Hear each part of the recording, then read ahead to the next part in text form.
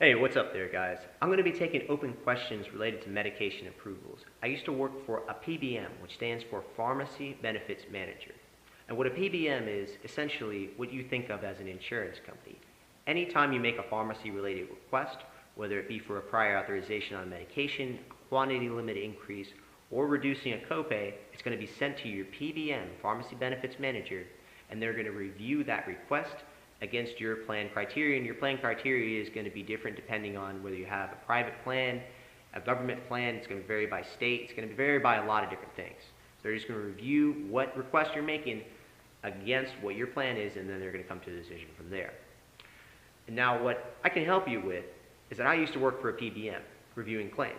So I'm one of those people, as soon as you make a claim, it comes to me, I review it against your plan, and then it's either approved or denied. And what I can help you do is get something approved, because the way that a PBM works, especially on the first pass, it's completely black and white.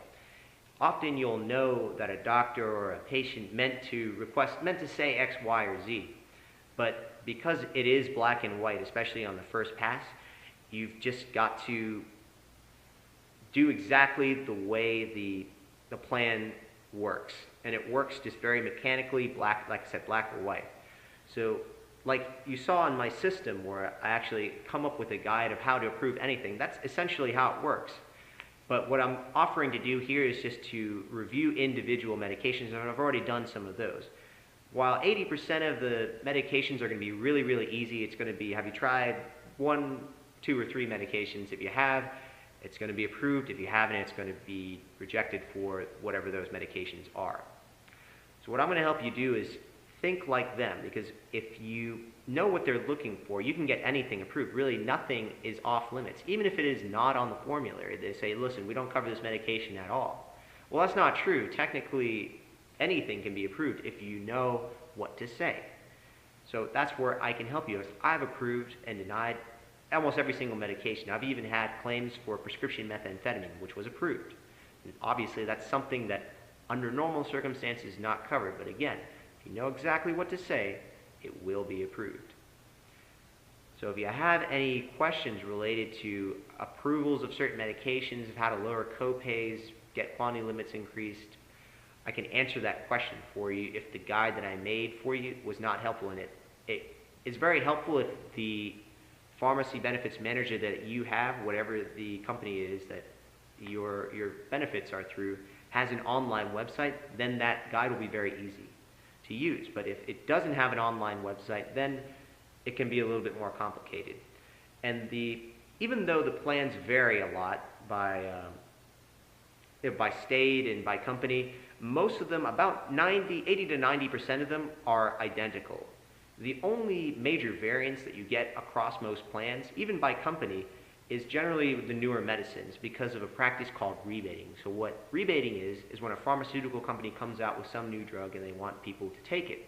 So in the beginning, what they'll do is they'll say, listen, if you put this medication on your formulary, so where the insurance company will cover it as soon as someone makes a claim for it, we'll reimburse you. We'll give you half of the money back.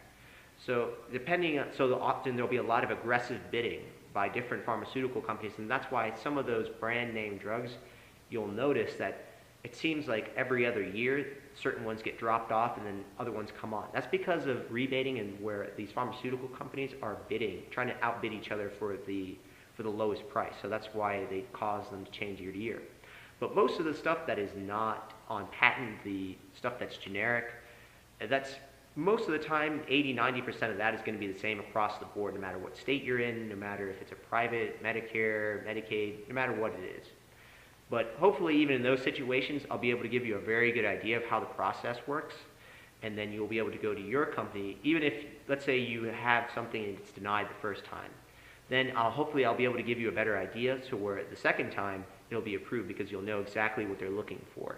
So you'll be able to take that message they gave you, analyze it for the information that you need, and then just give it back to them and get that medication approved.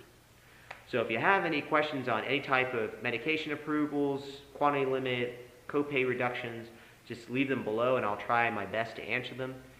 If I don't get back to you right away, it's because actually I'm changing jobs right now. I just left the PBM and now I'm working at a hospital again. So I'm going to be moving and all that stuff. So, but these are normally really quick questions. Someone says a medication, I can tell you in about 15 seconds how to get that approved. So it's not very long. Most of the time it's just editing and finding the time for that kind of stuff. So if you have a question, leave it below. And until then, hope you found this helpful, and I'll see you next time.